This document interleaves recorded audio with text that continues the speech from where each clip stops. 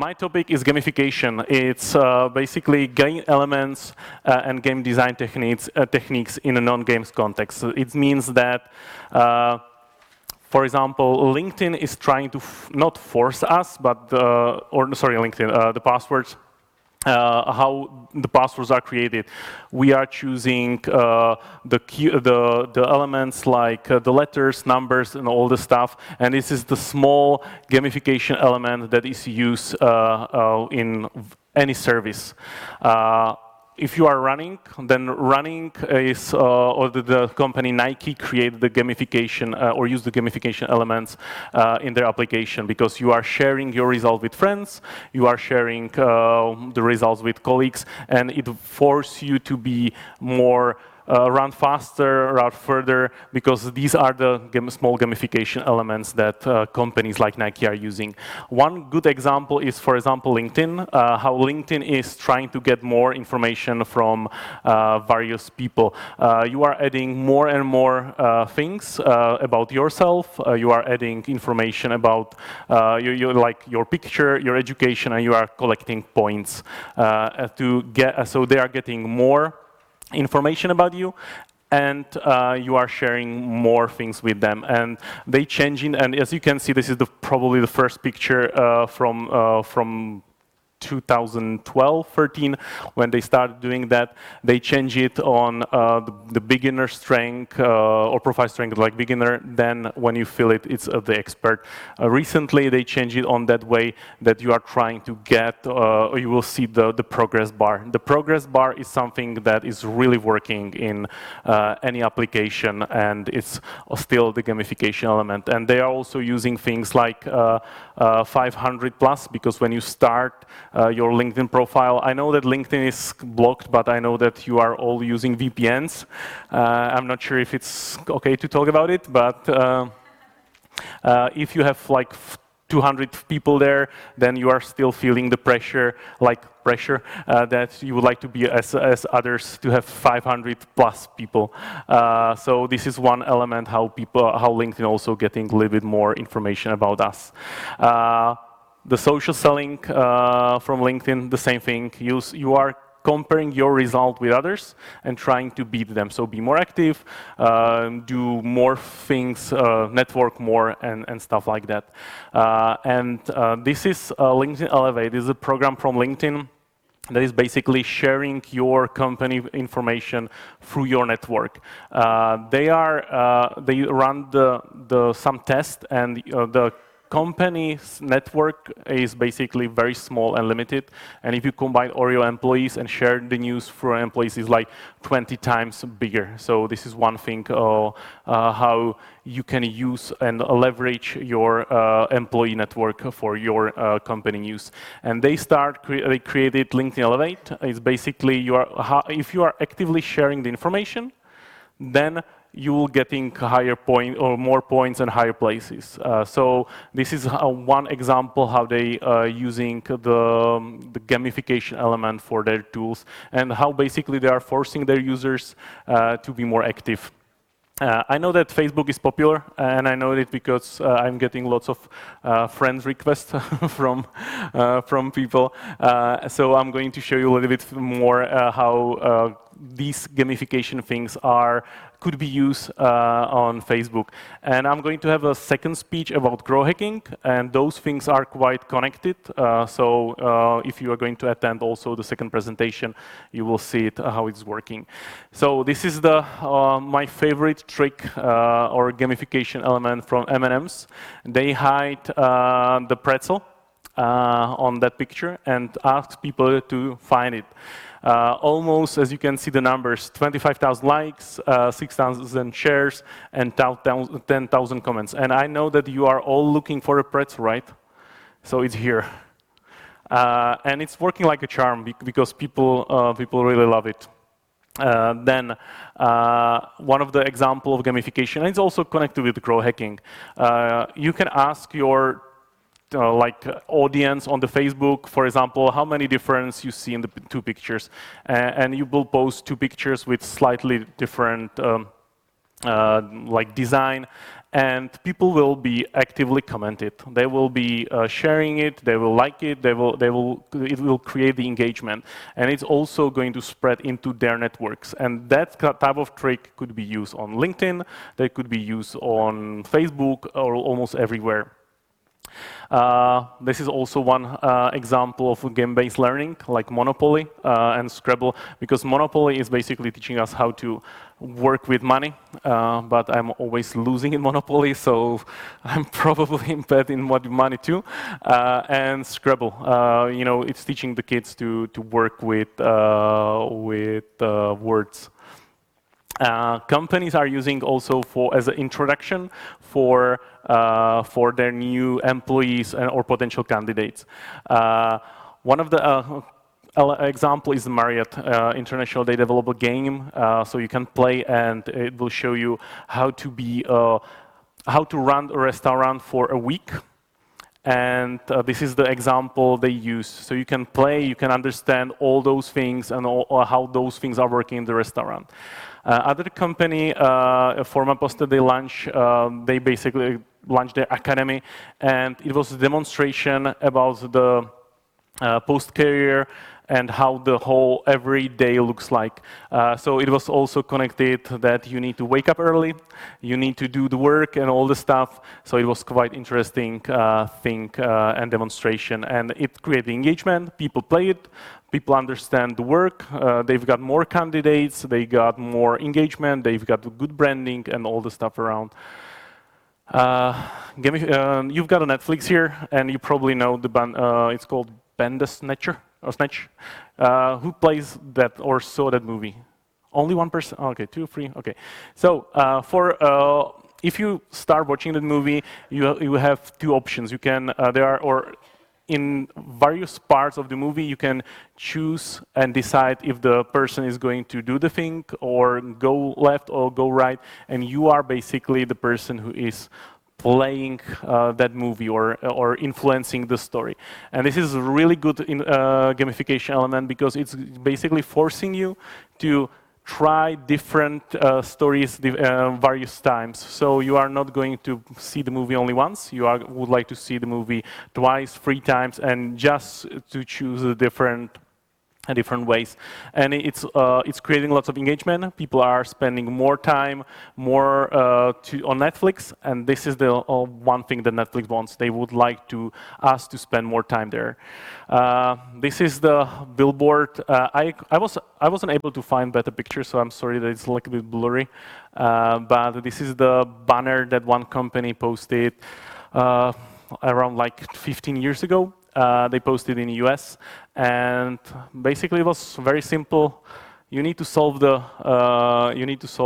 riddle, and if you don't understand math, you are not the target audience. If you know how to solve it, you will probably figure out that this is the address or this is the code. I didn't solve it. I found the answer on the internet, so I'm not the target audience. But if you know that, then there was another question that is connected also with the math, and this is how Google basically was finding the people. And the fun part is that banner and that riddle was shared in the community that we're targeting. So they just post one banner and they got lots of other audience because it was shared on Twitter, it was shared on Facebook and other places. So it was kind of a fun way how to introduce the role and the Google to their targeted community. So I was always getting the question, why is gamification important? Because it looks like so far it's just fun, it's a play, it's just the games. So gamification is important because there is something called millennials. You probably heard about them. There are lots of news and stuff around them. So they are entering into workforce, and they like games. It's a group of people who love games, who play with the games. They basically spending more time on Fortnite or other games like that than in work. And they understand how the works are working. And they also understand there is they would like to be better, so they are looking for challenges. Because in the games, they are collecting points, they are collecting special equipment and stuff, and they are improving their character or the online character, and they are trying to do the same thing in life. They're trying to improve themselves.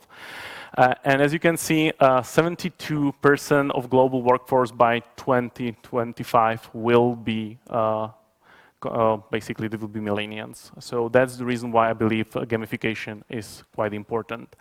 And as I described before, millennials are looking for improvements. They are looking for ways how they can improve their knowledge, experience, and get more bigger knowledge from their field and in some other fields.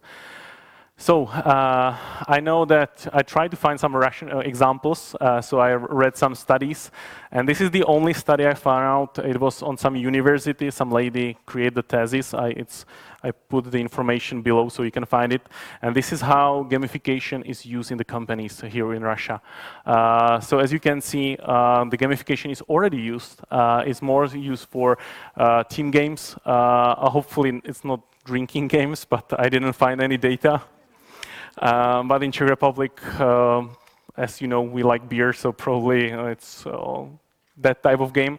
But these games or these gamification elements are already used here, but in a little bit different way, not to attract the candidates, but internally to improve the engagement or loyalty of their employees.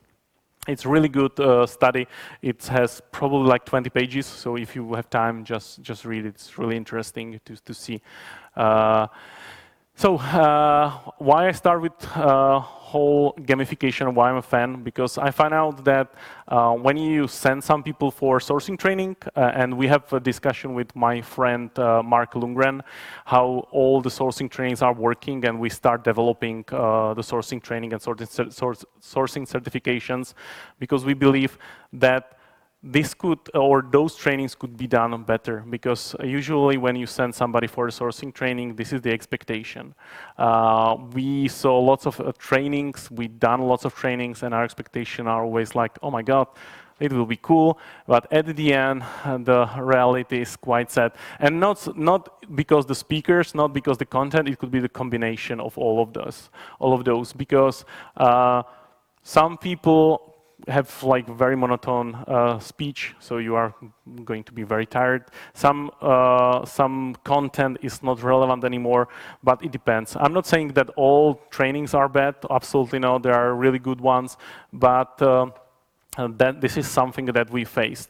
And with the online trainings, we find out the same things. You start, and then you've got email, and you are doing all trainings. Lots of people that I ran a survey, and I find out that almost 87 or 85% of people doing online trainings, they are doing at work, because they don't want to do the trainings at home. And if you are at work, you got the email. So what has the bigger priority? Of course, emails, but usually it's end like this. So you don't spend 1 hour training, or you have like 1 hour online training, and you spend like 2, 3, 4, 5 hours just to finish it. And at the end, this is my favorite picture from Dilbert. This is basically some people getting the certification for finishing the online courses and stuff. So we have a discussion with Mark that it needs to be a little bit harder to get the information to people. And the whole reason for that is people don't learn lots of stuff, and they forgot lots of stuff from the trainings. That's the cone of learning. I'm using it usually in many of my presentation, because I love that, and it's showing how people, how much information people will learn from the presentation and from the trainings, and it's usually between 20 to 30%, and it could be done, and it could be done better. And I was thinking about the way how to improve it, how to be close to 90.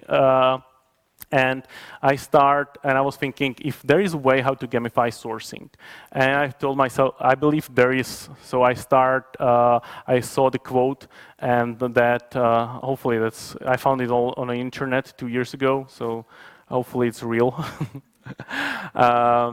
So I decided to start with Sourcing.Games. It's the games for recruiters. There is a URL I already mentioned on the beginning. If you like it, it's free. You can play it. It's fun. Sometimes you will be stuck and sending me emails that I'm crazy and that you are stuck and the level is not working. Basically, what I did is I created lots of games, not only myself, but other people from the SOSU community, SourceCon community. There are various hackathons, amazing hiring team already created. We've got Julia, probably like 3, 4 already. So there is lots of games, and if I have time, I will probably add 5, 10 more by end of the year. And it's free. It's for you. The reason for it is teaching you or showing you ways how you can solve various things, especially the amazing hiring. We've got, I believe, 2 with the answers, so how you can solve the question. This is the first level of the sourcing game, and nobody asked me why 78%, because it's the psychological trick. I start with that game and everybody start playing. First day, probably 2,000 people play that game, and nobody asked how I get the 78, because nobody was playing that game before. 78 is a trick number because it's not that high and not that low. It's just going to force you to play the game, be among those. If you fail, that's okay, because the number is still big. But if you solve it, you are among the few people who can pass the level. I'm going to spoil the alert, or this is like spoiler alert here. I'm going to tell you how to solve it, so I'm sorry that I'm spoiled the first level for you. It's a hidden code inside it, because if you go on that site, you will not going to see anything. There is a hidden text, but this is the answer. And I already changed the password, so you can still need to check the code. The reason for that is very simple. Lots of information are hidden in the code. And this is one example how company Flickr is basically hiring people. And if you learn the code and how to manipulate with URL, you will learn lots of new stuff and you will discover lots of new stuff. The main reason for the first level is very simple. There is a technique called peeling back method. There are many companies that are not protecting their, or people that are not protecting their sites. And as you can see, there is, I believe, resumes. That site gave me, I believe, around 1,700 people the resumes. I report it. I didn't use that because we have a GDPR thing, but this is a very easy way how you can get the data. And trust me, on the internet, as you know, there is lots of information. And this is one way how you can learn those things and how you can use that methods to find more candidates, get the data, get the information, and this is like very funny way how you can learn those methods. I was also thinking how to use it for companies, because there were lots of requests that they would like to use it. I know that Sourcing.Games are used for the companies like, I believe, Amazon, PepsiCo, and others. They are already using for the interviews. I believe Nortel is using it too, or you've got something similar like free levels, as people told me about it. So there are things, they are already testing sources through that gamification elements. And so I created the SourcingTest.Online for companies, and we have lots of customers already. One customer is, for example, Cielo. They are using as a learning platform. So what I did is create the list like tests, or companies are also creating tests, and you can see the performance every single person who is doing those tests. You can compare the results of your team. You can compare. My platform is used for hackathons, for SourceCon.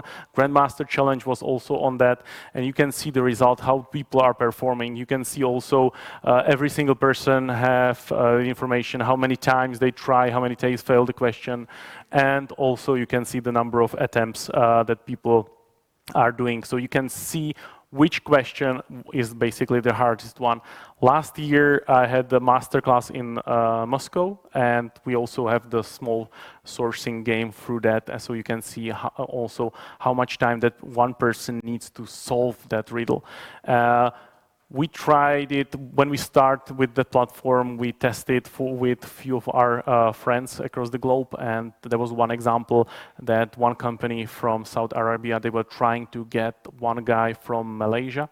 It was a sourcer. He passed all 3 rounds. Everything was like perfect, and we ran the test on that guy, and he spent probably like 72 hours to solve 4 questions. The sources from that company solved it within 30 minutes. So they didn't relocate him. I know it's a sad story, but they didn't relocate him, but they saved the money, they saved the time, and they basically find out that the guy wasn't a good sourcer. One company got 70 more person or more people in the pipeline after 1 month when they start doing that. It's not going to work for everybody, and I just need to mention it because it's not going to solve or improve the pipeline. It's improving the training. If the sourcers are doing better job, they will get more people. Usually, you are basically going to stay with LinkedIn and or not here, so Facebook, but. In my country, if you take the LinkedIn from the recruiter, and I believe Josef could also mention or show in the presentation, people are using like LinkedIn. LinkedIn is a source of most of our hires. And when you start training people and getting them to learn more in interesting application or way how to do the sourcing, they will find more candidates, like through the peeling trick. So there is a SourceCon Academy. It's the training from company called SourceCon, apparently. So what I did with few of our clients, they start the sourcing training in SourceCon. They go our platform, they train, the managers see what they don't know, or they can see also what they don't know, and they come back to the training. So it's one way how you can be sure that the people really understand the techniques and methods. And they told me that I can give you some discount. So there is if you use my name and surname, there is a discount for it. So if you like it, feel free to use it. I don't know how big is the discount it is, so maybe you'll be surprised. So one example, company PVC in Hungary, they launched the game Multipoly, and it's basically educate their candidates as similar way as the company from France. They show how the postal career is working. They use that type of game to improve the pipeline. As you can see, number of applicants raised 190%, and 78% of those completing game were interested of joining PVC. And this is the power of gamification. That's why gamification is working. So, sourcing, marketing, and gamification. I like creating things. Some things are stupid, some things are cool, but the bigger portion are stupid ideas, but this is one that we created. I can't show you the picture of that t-shirt, but you will see on the other side, because that's a company t-shirt that I created, so I don't have the approval for marketing. But I got the idea. I was thinking how to approach new candidates on the market. So I had the idea to create the t-shirt that will be basically saying, thank you for doing great job. So we start asking candidates during the interviews, who from your company is doing great job, or from the field, IT field, and they start giving us names. We collect lots of names, and the idea was how to get those t-shirts with the thank you note to those people who are not our employees, but who are our potential candidates. And what we are trying to do is to find out where those people are sitting. Because if you have like 4 people in one company and you send one t-shirt to one person and this is his friend, etc., you will basically going to cover this part of office. And we were trying to be sure that we are going to cover, if the office has like 200 people, that we are going to cover those people here. So when they open the package with the T-shirt, their friends will be like, "Oh, cool T-shirt! Where you get it?" So I basically ask my team, solve it, find a way how you can do it, and it's impossible because if you don't work in the company, it's a crazy thing to do. But you can solve almost most things in life. So you went on Facebook or Kontakte. And people who are spending time with their friends or with their colleagues are usually from the same team. And people are doing one thing, they are tagging their friends. So if you find one developer, you can find others probably from the same team. So we sent out the T-shirts, it was like 42 T-shirts. We sent down to the teams, and this is the picture I took on the street. People start wearing it. We got candidates. We've got some angry emails from companies, but we got candidates from it. We got their friends. They were asking, and it was the cheapest thing that I'd ever did. Well, cheapest things was when I was drawing. We are hiring in chalk on the street, but it also pissed a few people, especially the companies near. So it cost like $700 for everything, and we got the candidates from it. So I was also trying to find the new ways how to use the gamification and implement the new gamification. And who like cold calling? And no, you are lying. Nobody. Really? I'm asking the question like for many years, and you are the first person saying I love it. Oh my God! I didn't expect that. Okay. So I don't like it, like everybody else. So that's Spirit. She loves cold calling. The only person in the world. Damn it. So. So I was looking for a way how to improve it and how to fall in love with the cold calling, and I created a site called, I name it Gatekeeper Audio. What I did, I was basically add the sound of various things like coffee shop, buses, metro, and other things. And you can combine it. So every single time when I'm basically calling somebody, I'm using the sounds for the background or as a background sounds. So it looks like that I'm calling from coffee shop, etc. The reason for that, because if you call the company and ask for some number, is usually like, can you tell me your name again and why are you calling? But if you are in the bus or coffee shop, you creating already some pressure on the people behind on the other line, and they trying to help you because we know how to feel to be stuck in the bus and trying to solve some problem. So I added few sounds, tested them. You can also mix them, so you can be in the coffee shop and then there could be the street protest, etc. But there is one sound that was basically proven as the most effective sound ever. And the question is, do you know which sound this could be? Yes, I think. Okay. Child crying. Yeah, that's right. Yeah, that's the most effective way because we all know how you feel when you hear crying baby. Please don't mix the crying baby with street protest or any other sound because it will not work.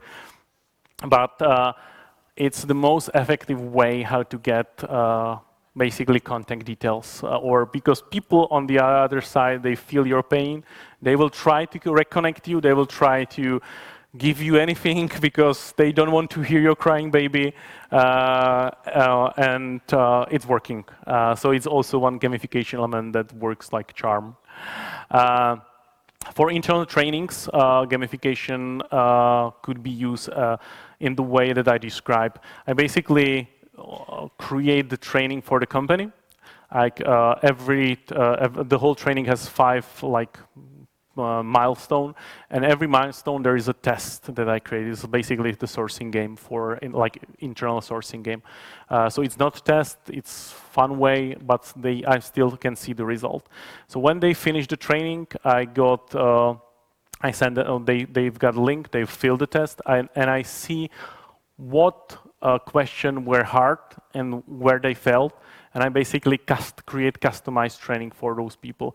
And one of my friends, he's a sourcing trainer. He's using it for sending the test before the training, then a few days after the training, and I believe 3 months after the training.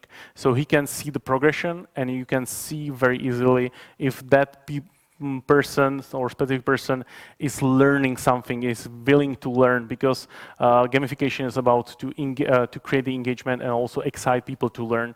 And basically it's the circle. So I do the training, then create the test, then customize the training, etc. So the biggest benefits of gamifications are motivation, and that's really, really important part, because people who are spending or invest time into games, they are willing to invest time to learn more. And it's also every single sourcer that I met, and I know that they are doing lots of sourcing stuff, and they are spending lots of time with the sourcing games.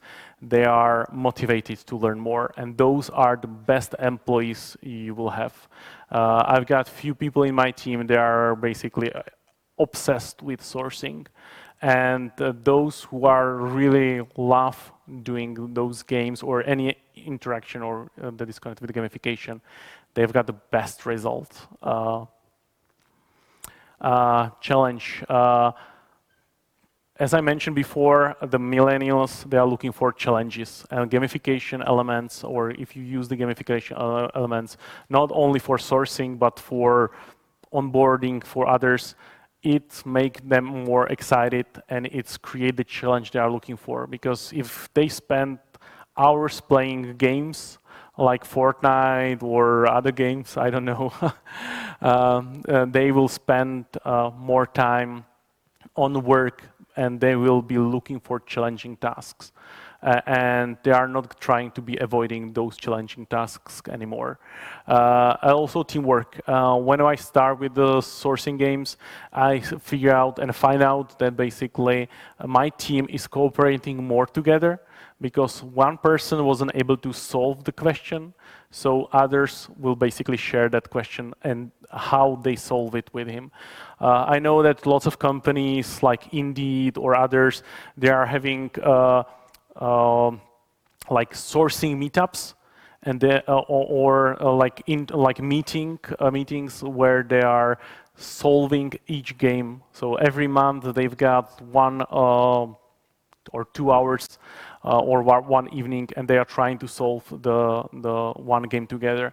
And I also recommend it to you because that's the perfect way how you can discover new ways. Because how you solve one level, it could be completely different from how your friends or your colleagues are going to solve the level or the whole game.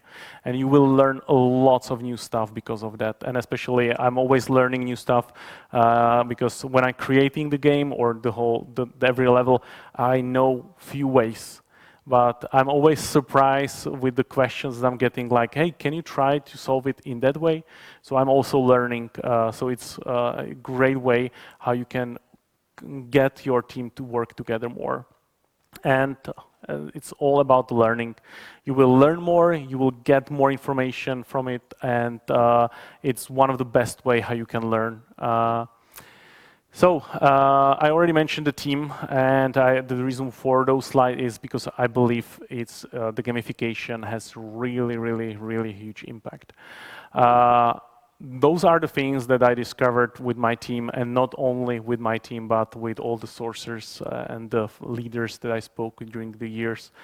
And basically, again, it's about learning, and I know I mentioned a few times already, but it's a really important thing that it leads people to persist learning.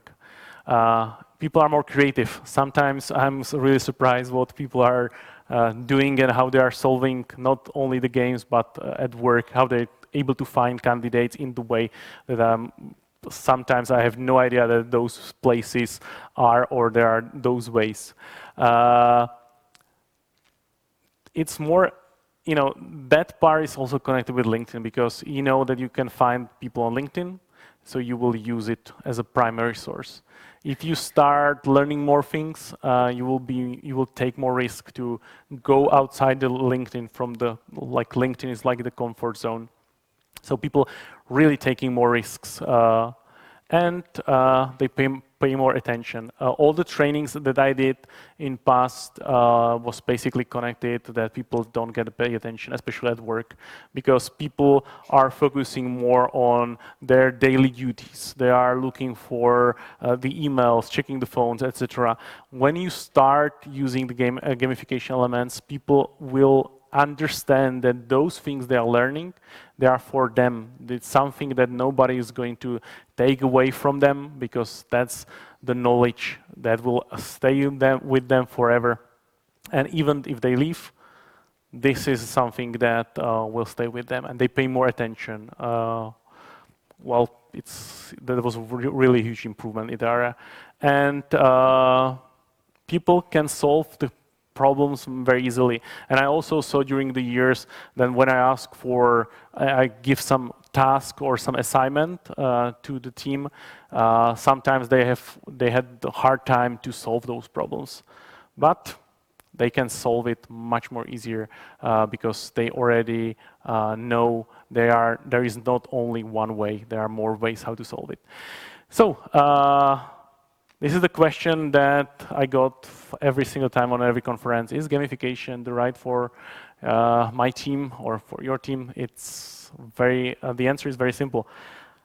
Not every single time. I'm not describing gamification as a silver bullet that is going to solve all your problem, double your pipeline, and bring you all the candidates. But it's the way how you're going to attract in the future the millennials, the candidates. They are there already, and the group of there is going to be raising. There are many companies that are already implemented those methodologies and techniques and methods for interview process, for onboarding, for even application. So it's quite interesting to see.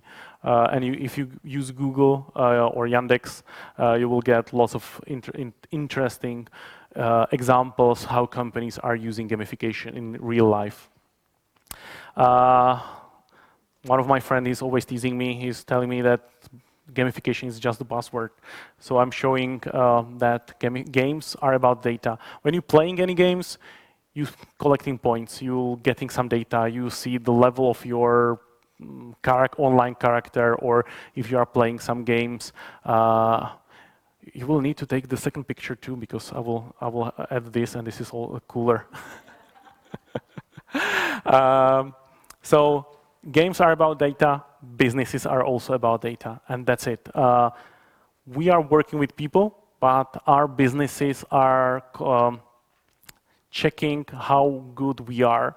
You saw in the last presentation about the sourcing teams, how they are improving through the branches, and that's the same thing. It's all about the data.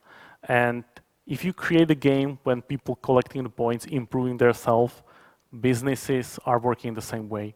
So think about it. And you can get the picture if you want, or if I can continue, if you don't mind. Okay, it's okay. Okay. Google Trends. It's not a buzzword. That's the second picture that I'm showing my friend.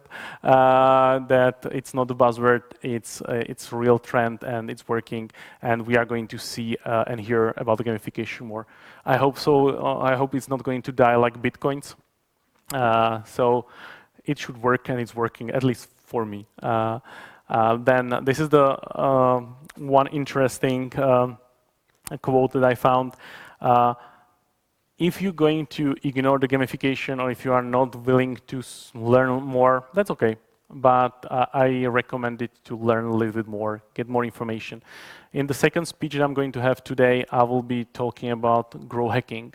And those things are very connected. Growth hacking in the recruitment, I don't know how to say growth hacking in Russian, growth hacking? Okay. So I'm almost fluent. So growth hacking is also connected with the gamification. So if you would like to learn more, just attend the presentation or check the presentation. There will be available. And there is one more thing that's really, really important. And you saw the pyramid, the cone of learning, so you probably learn around 20%. But if you can learn at least one thing from the presentation, it will be this one. Because we all want to learn, but we would like to having fun more.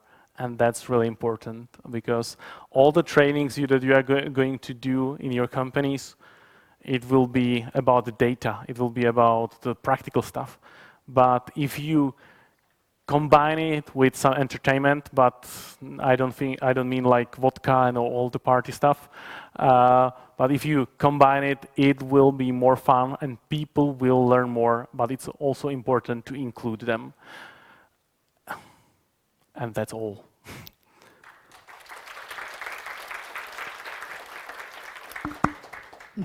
Yes.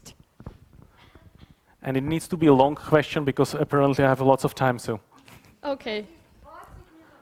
Okay, cool. Thanks for the talk. My question is about recruitment, is about also referrals. And recently I was thinking about how you can gamify the reference programs. Yeah. I was thinking about like a simple program, 1 point for CV screen and stuff like that. Are you aware of such programs or? I know them. I like them, but we don't use them. Okay. But does it work? Thanks. Yeah, it's working. There are many products on the market that are working as a gamification. They are using gamification or gamification elements. Basically, people are collecting points for every person they recommend. You can see the leaderboard. So every single time you see who is the first, who is the second, third person. If you I can Google and find some names for you. If you feel free to contact me on LinkedIn. I know it's blocked, but try it. But I can find out some names because I'm usually testing lots of products, and I'm also doing advisor stuff for lots of like the amazing hiring team. We cooperate quite tight. So I also do some work for companies, or just evaluation of those tools, and the gamification elements in those products are working because they are engaging people to be more active. But if you have expectation that you implement it and now every single person is going to work and on their referrals they will be sending thousands, no. You need to fix every single time what is working. You need to fix the company culture, because the managers that are working in those companies are creating that culture. And if those employees don't want to work for the manager, it doesn't matter if you are going to use any gamification elements or tools that they are using gamification elements. But I really recommend it to try it or have a demo. There are some companies that are, or they've got really good systems, and they are using those elements. And what I like also on those tools is that you can use to reward people who are only sharing the links. They don't need to get any referrals at the end, but at least they are sharing. So every position they shared, it doesn't matter if it's, I don't know what company you're from, but so for example, if you are from IT company, so if you have like Java developer, JavaScript developer, and C# developer, so it doesn't matter if that person is looking for some new member for the team, but every role that person is going to share will give him or her some points. And they can exchange the points for some cool things like products, new iPad, new iPhone, or they can exchange it for some stuff like, I don't know, flying in balloon, or I don't know, something like that. So, but those things are working, absolutely, but they are not going to solve the issue if there is a problem inside the company. Sorry, and why you chose not to use them? It's recorded. I'm not going to tell you that we don't have a budget for that. Okay. No, it's about the preference, and I rather spend my money somewhere else that I believe are more important than referrals, because referrals are working for us. So that's not the issue that I'm trying to solve. If I don't have any referrals, then I will be trying to solve it. And yeah, plus everything costs money, so. That's also part of the answer. It's all about the budget.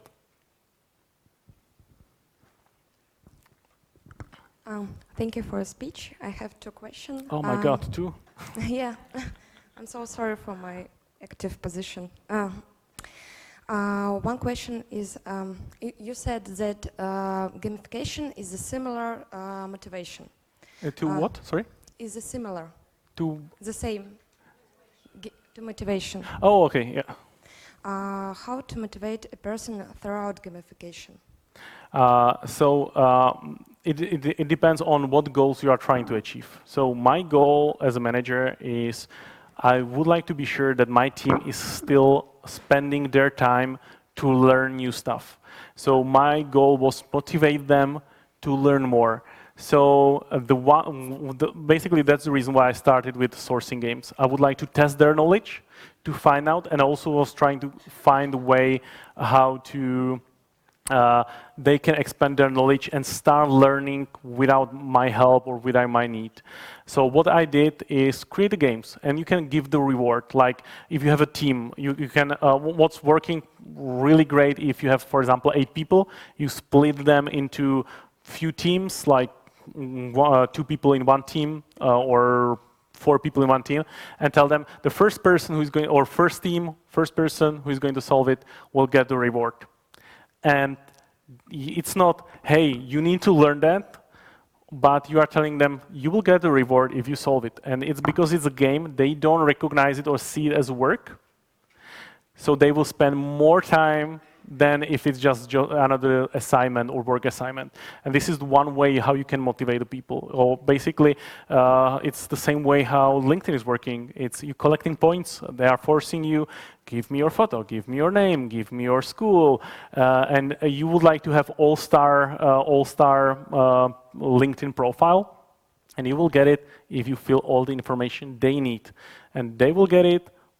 They will get money from other companies so they can source through all those data. And this is the way how you can motivate people through those small elements, rewards, points, and all the stuff. And the same thing with the referrals. You're basically motivating the people to show them the leaderboard. In the application that I created, the Sourcing.Test.Online, it's basically there is a leaderboard for every test. And for the whole, the company can also see the whole results. And for my friend Balázs, who's a really good sourcer, and he's working for Cielo, and I created the whole platform, learning platform for them, and they can see every manager. They can see their employees and their performance with the points, so they can see if the person is learning, not learning, or if he's performing or not performing. And also, they can compare the teams. So the VP of talent, they can see that those teams have a really low score, and they can find out why, because they don't have the knowledge, and it's improving. So there are so many ways how you can, motivate people. That's the one question. So what is the second one? Okay, and the second question was, are the persons feels manipulation in gamification? It's not. I understand. Yes. Don't worry. If you're playing some, did you feel manipulated when you're filling the data on LinkedIn? Are you feeling manipulated when you are filling any form on Kontakte? I don't know other site, so I will be using only this example. But all the companies are trying to get the data. Facebook, Twitter, LinkedIn. They all manipulating with us, but we don't see as manipulation. You are using a company like mail.ru or something, right? There is a Yandex on all the services. When you are using their products, you are giving more and more information about yourself, your phone number, your gender, etc. And they are not asking on the beginning like, hey, give me all these 27 things that we need to know about you. But it's like, can you add your phone number to this application and we will give you extra space or extra something, or install the application and we will give you discount for first food delivery. And this is how the companies are manipulating us. But it's not manipulation in the end. You are willingly giving those things. And at work, I'm not saying like, hey, I'm going to manipulate you to learn more. And I will be a really terrible person to force people through the manipulation. I will make you better sourcer and you will hate it. It's not manipulation, it's a game. And the same thing with the millennials. The millennials are basically love games. That's the reason why they are spending with Fortnite or with all those games hours. That's the reason why you go on Netflix and go through all those other ways of that story, because you are attracted and you are a curious person. We all are, or most of us are. We would like to know every single person in the world, probably everybody, would like to know how our future is going to be. If I'm going to tell you I have really good thing or way how you to tell you how your future is going to look like within 5 years, everybody will be curious because we are curious from the nature. And that's basically it, you know. So it's not manipulation, it's part of the game, and that's how the companies are working, how they are getting data, how they are collecting all those things from us. And if the people in your company believes that, or if people in your company believes that it's you manipulating with them, that's something wrong with them, not with you. So. Question. Still, not all people like to compete or like to play. Yeah. What you would advise to do with those people who refuse? For example, the team agrees to play, but some of the participants say, no, I don't like it. And what would you do then? So are you talking about developers? No, you're right. I'm not going to force anybody. I basically, you have two options. You can create the training that will full of gamification elements and tell them, this is what we are requiring from you. This is what you need to do. And it could be the part of your yearly evaluation, or you have 1 year, 3 months, 6 months to finish the assignment, and it's up to you. Some people will basically not going to fill it.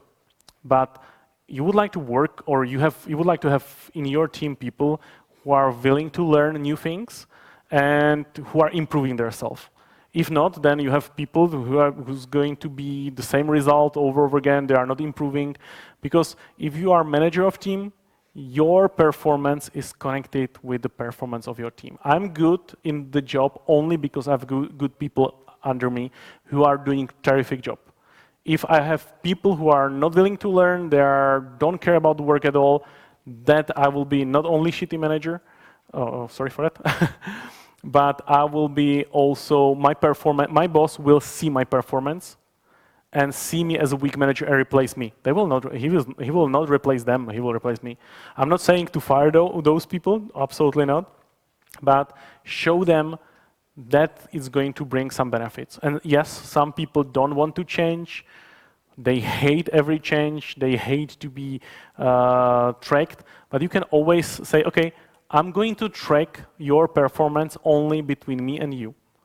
I'm not going to tell you who is better, who is not. For one company, what we did, we create the leaderboard where when the person is going to see his name and other names are blurred. So he knows that, or he or she knows that is on the third level or from the top. And he can see they still place like 2 other people are above him, but no names, nothing. So there are many ways how you can work with those people, but I'm not going to force anybody. I'm just manipulate with them.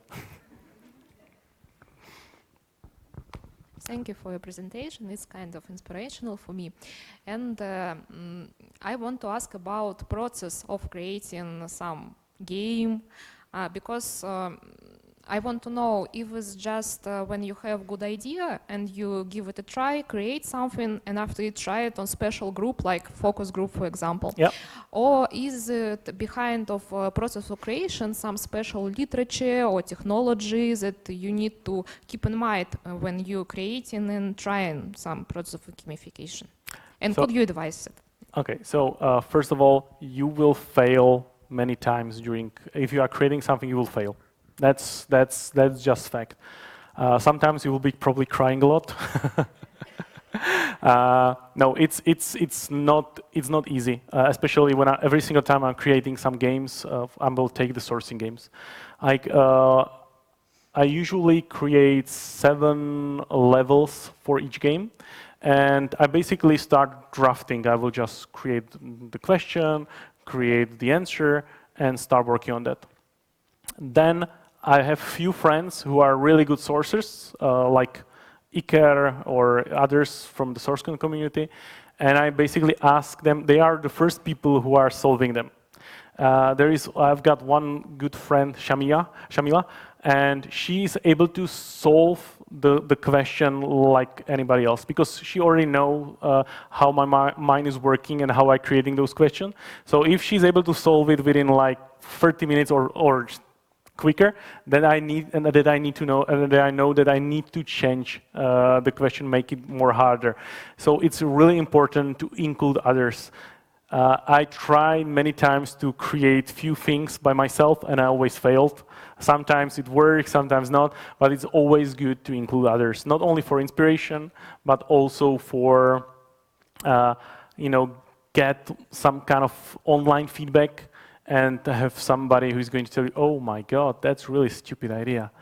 So yeah, and just because you are sitting near Julia, I will be describing the Grow Hacking, the second presentation, what we did with Julia and how our cooperation on LinkedIn when we created posts worked for her. And it's the way, because we are social and we need other people. And if there are some people who don't want to, develop, learn, etc., or avoid, that's their way. But if you learn something, oh yeah, I need to give the 2 minutes. Okay. So find somebody who you believe is give you the real honest feedback, even if it's like the really terrible one. So. No.